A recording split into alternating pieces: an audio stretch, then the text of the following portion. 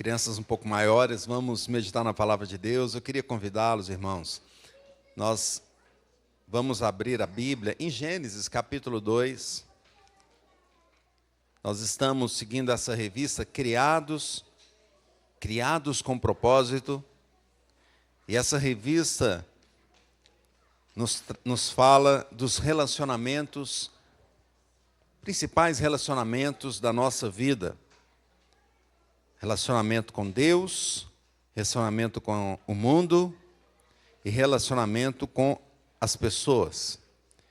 E é uma revista que tem falado muito à minha vida e também a todos nós, pois ela é abrangente. Ela fala de todas as áreas que nós precisamos. E nós, nessa semana, dando essa lição lá também no Cascata, um dos irmãos nos procurou e disse: olha, eu nunca vi falar sobre isso. As pessoas dizem que os crentes têm a visão só preocupa com a parte espiritual, mas vocês estão pregando sobre o social, pregando sobre o meio ambiente. Aí eu falei, é porque a palavra de Deus diz. E a palavra de Deus é completa. Ela nos ensina sobre todas as áreas da vida. E é um privilégio a gente poder aprender cada dia mais e mais sobre como ter esse relacionamento com Deus, com o mundo, com o meio ambiente, com todo o ecossistema e o relacionamento também uns com os outros. E nós estamos entrando agora nesse relacionamento social, vamos dizer assim, um mandato social. Então vamos ler esse texto. Eu queria convidá-los a ficar em pé mais uma vez. Gênesis 2. Nós vamos ler o versículo 24. Depois nós vamos passar por outros, mas eu queria iniciar por esse versículo. Vamos ler juntos, Gênesis 2, 24. Diz assim: por isso, deixa o homem pai e mãe, e se une à sua mulher, tornando-se os dois uma só carne. Deus abençoe. Louvamos ao Senhor, pedimos a tua bênção neste momento, nessa escola dominical, nessa pastoral, para que o Senhor dirija a minha vida, a vida do teu servo, e que Ele traga aqui a tua vontade, a tua palavra, ministrada aos corações dos irmãos, de todos os ouvintes também, que nos acompanham, e que seja uma grande bênção. Abra os nossos ouvidos e o nosso coração para recebermos com alegria a tua instrução. Nós oramos em nome de Jesus. Amém. A igreja pode sentar, meus irmãos. Por isso, deixa o homem pai e mãe e se une à sua mulher, tornando os dois uma só carne. Uma só carne. Eu pergunto para você, por que você nasceu na sua família? Foi um acaso? Foi um acaso? Ou foi um propósito? Essa é uma pergunta que alguns se fazem. Por que eu nasci aqui? Por que eu nasci no Brasil? Por que eu sou brasileiro? Podia ser de outro lugar. Por que eu nasci nessa família? Por que eu estou aqui nessa igreja? Apesar do existencialismo, irmãos, querer tomar conta do nosso coração, a Bíblia nos mostra que Deus tem propósito em tudo, em todas as coisas. E Ele nos criou com um propósito de glorificá-lo nesses relacionamentos que nós temos. E o Senhor nos colocou, então, nessa vida para termos essas atuações nas três grandes áreas. E os teólogos chamam isso de mandatos. O primeiro é o mandato espiritual, que é o relacionamento com Deus. O segundo é o mandato cultural, relacionamento com todas as coisas criadas. E o terceiro é o mandato social, que é o relacionamento uns com os outros. Ricardo Moura diz que o mandato social é o modo como o Criador ordenou que nos relacionássemos com o próximo. E o título hoje da lição é o próximo mais próximo. Vamos dizer isso? O próximo mais próximo. Ele ainda diz, antes mesmo de estudos acadêmicos sobre as relações humanas, como a antropologia, como a psicologia, como a sociologia, como a história, como a geografia, antes de tudo isso, a Escritura já elaborava essa visão divina sobre as relações humanas. Não é? E nós vemos que temos isso tudo em Gênesis. E o texto lido aqui mostra, então, o Criador fez homem e mulher para terem esse relacionamento um com o outro. O livro de Gênesis, então, ele mostra essa relação, né? ele mostra esses princípios, ele diz como esse relacionamento deve acontecer. Os princípios de Deus para a nossa vida, para a vida de todos nós. E é o mandato social. Homem e mulher os criou. Relacionamento entre o casal, entre os seres humanos, entre as pessoas. E o livro de Gênesis, então, é uma obra preciosa. Narra o princípio de todas as coisas. Deus resolveu criar o universo e fez o homem para administrar a sua obra. No momento da criação, o Senhor também estabeleceu esse relacionamento entre os indivíduos, entre as pessoas.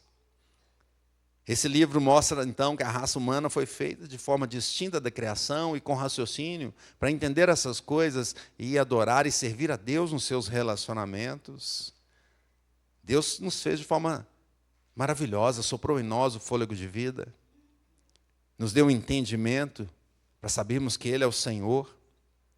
Não é? E Ele fez também a mulher de uma forma especial, a companheira ali de Adão. Ele tirou ali da costela a mulher. Ele poderia ter feito o homem, assim como fez os animais, os outros, todo o restante da criação, mas não. Ele fez diferente. A Bíblia diz que Ele formou o homem, não é? Que Ele soprou o fôlego de vida, que Ele tirou a mulher do lado de Adão. Que bênção! A forma diferente do Senhor, mostrando então, principalmente nesse mandato social, esse relacionamento de um com o outro. E, meus irmãos, o princípio do mandato social é o casamento. O casamento é o princípio do mandato social. Então, homem e mulher têm um propósito de se unirem em serviço a Deus. E quais são, então, os principais pontos dessa união que nós vemos aqui no texto? Tem muita coisa, mas nas classes nós podemos nos aprofundar mais. Aqui vou passar por alguns pontos importantes. Primeiro, que é uma vida em companhia. É uma vida em companhia. Por isso, deixa o homem, pai e mãe, se une à sua mulher, tornando-se os dois uma só carne. Então, o texto diz aqui que o homem deve deixar pai e mãe, ou seja, ele vai sair de casa, vai sair do meio da sua família, para se unir à sua mulher e formar uma outra família. Vai crescer ali, uma outra família vai ser formada, a multiplicação está sendo feita. O Senhor nos fez para vivermos em família, para termos os relacionamentos com os da nossa casa. Veja que Adão, no momento que ele dava ali nome aos animais, esse é um outro detalhe do texto, não é? Deus já poderia ter feito Eva junto ali com Adão, mas ele esperou. Ele quis ensinar Adão. Como Adão era diferente do restante da criação e tinha um raciocínio, ele usou isso para mostrar ali, para ensinar Adão. E Adão, dando nome aos animais, percebeu, estranho, não é? Ele deu o nome leão, leoa, não é isso? Elefante. Os irmãos estão aprendendo a aprender, né? E aí ele foi dando o nome de cada nome de cada um, de cada animal. E aí ele percebeu, mas estranho, Adão não tem Adoa. Então, assim que ele percebeu que faltava ali uma companheira, Deus então o deu um sono profundo. E Adão agora, assim que ele acordou, tinha ali uma mulher do lado dele, a sua companheira. Meus irmãos, o individualismo não é bom. O propósito de sua vida não é viver de forma isolada. É viver em família. É viver em família. Capítulo 2, versículo 18, diz assim: Disse mais o Senhor Deus, não é bom que o homem esteja só. Far-lhe-ei uma auxiliadora que lhe seja idônea. Não é bom que vivamos sós. Por isso o homem deve ter uma companhia, viver os seus dias aqui na terra em família. Em família. Hoje nós temos um mundo que proporciona e motiva até uma vida isolada, uma vida egoísta, uma vida sozinho, só você mesmo, uma vida onde você tem que realizar os seus desejos, não é? Nós tivemos um momento que foi um ápice disso, o momento da pandemia foi um momento de isolamento, né? Você fica em casa, e se você estiver tossindo, você fica separado, né? Nem pode juntar. Então a gente percebeu esse ápice assim, e muitas pessoas pensaram, puxa, mas viver isolado, eu me lembro claramente quando eu fui na casa do meu pai, e ele falou, se é para viver assim, para que eu vou viver? Se eu não posso ter a minha família aqui em casa?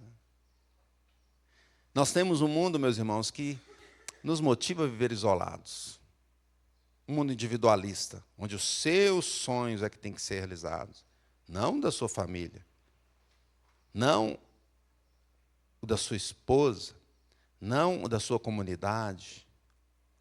Você tem que realizar os seus desejos. E o outro, não é? Cada um com o seu problema. O mundo virtual nos faz sentir assim. Você tem acesso a tudo aí no seu celular.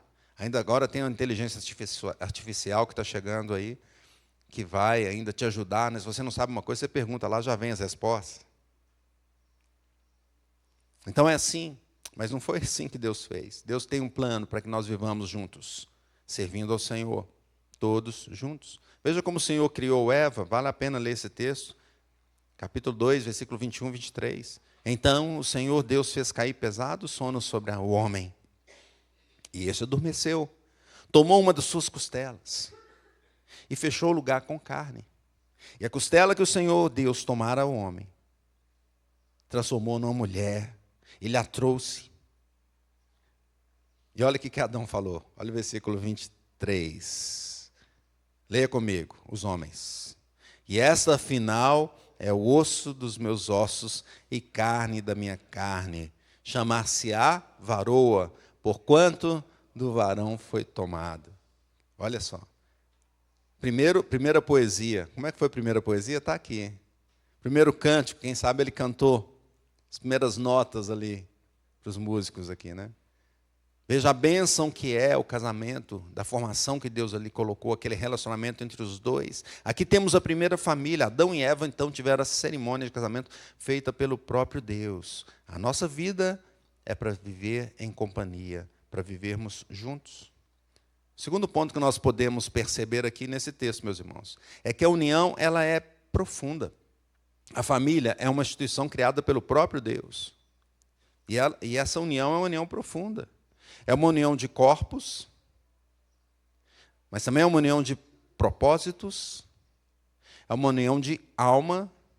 O texto diz que o homem e a mulher se tornaram o quê? Uma só carne. Isso significa, então, que o relacionamento ali é muito próximo. O relacionamento sexual, ele é muito próximo, não é? Para ser feito no casamento. Hoje nós temos uma banalização disso aqui. Por quê? Porque a pessoa quer satisfazer o seu desejo. Então, não importa se eu vou casar com alguém, eu preciso me satisfazer. E o mundo prega isso. E coloca isso no seu coração. E tudo que você vê aí na internet te leva a pensar assim. E as coisas, as imagens te levam a ter desejos que você deve fazer no momento certo. Mas não, o mundo quer antecipar isso. E cada vez mais os nossos jovens se alimentam disso e estão caminhando para onde? A união é profunda. Ela deve ser ali dos dois, unidos. Aqueles dois que saíram de casa, deixaram sua casa para viverem uma vida e construírem juntos essa vida. É uma união de propósitos. Os propósitos são juntos agora. Com a família. Não sou mais o que eu quero, mas o que eu, minha esposa, nós juntos vamos construir. E depois, quando chegam os filhos também. Não é? Me lembro quando chegou a primeira filha, aí de repente a casa estava toda arrumadinha, já começa a ter uma baguncinha ali, tem um negócio aqui, tem uma coisa aqui. Aí você fica incomodado, tá, mas não está arrumadinho? Tá, mas a casa agora também tem mais um.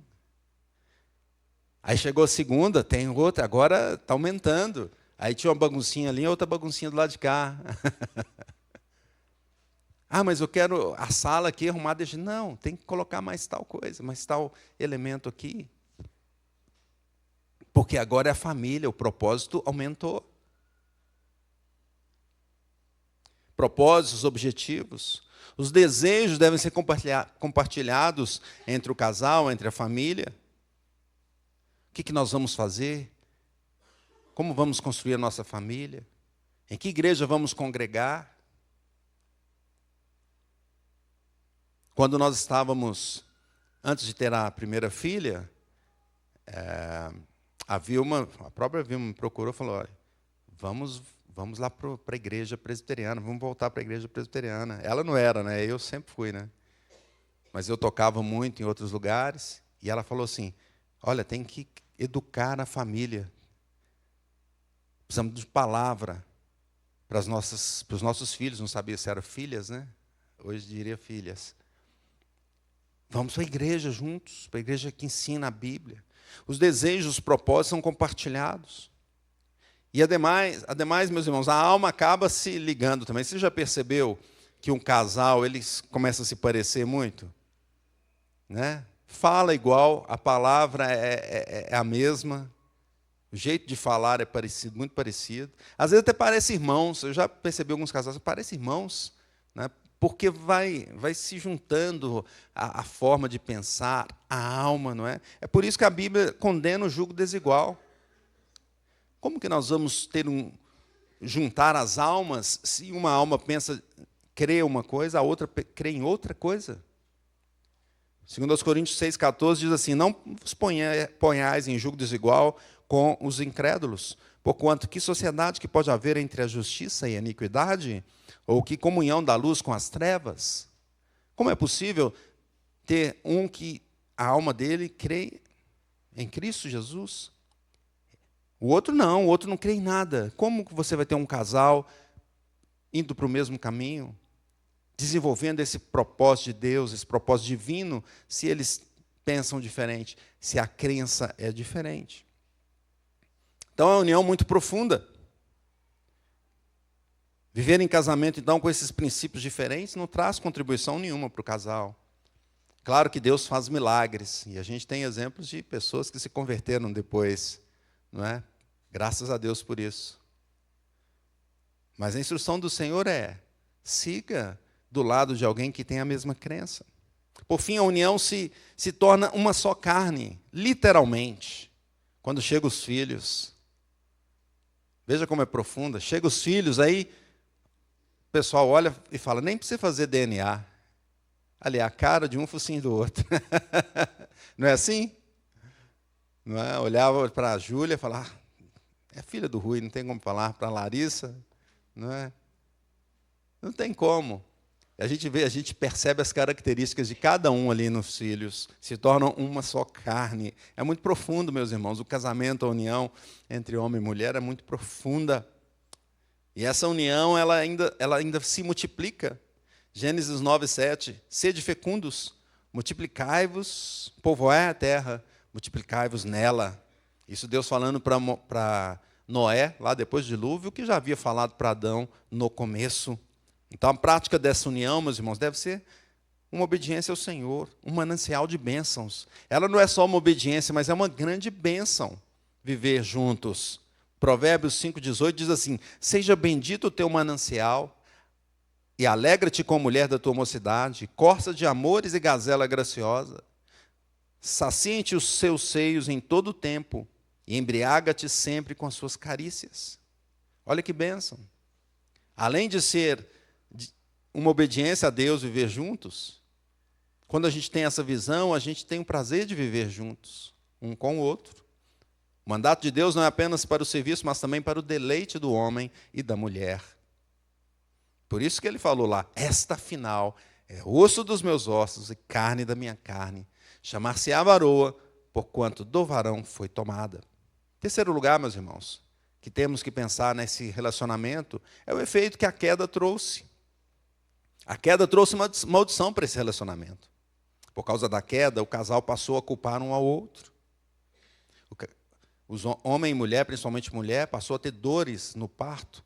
Mas não só a dor no parto ali, naquele momento, mas o relacionamento entre pai e filho, mãe e filho, ele é doloroso durante a vida toda. A queda afetou esses relacionamentos. E o homem começou, além de tentar culpar um ao outro, além de ter dores no relacionamento, começou também a mudar os conceitos bíblicos, como uma resposta de rebeldia contra Deus. Não é mera coincidência que o mundo queira destruir a família, queira destruir o casamento.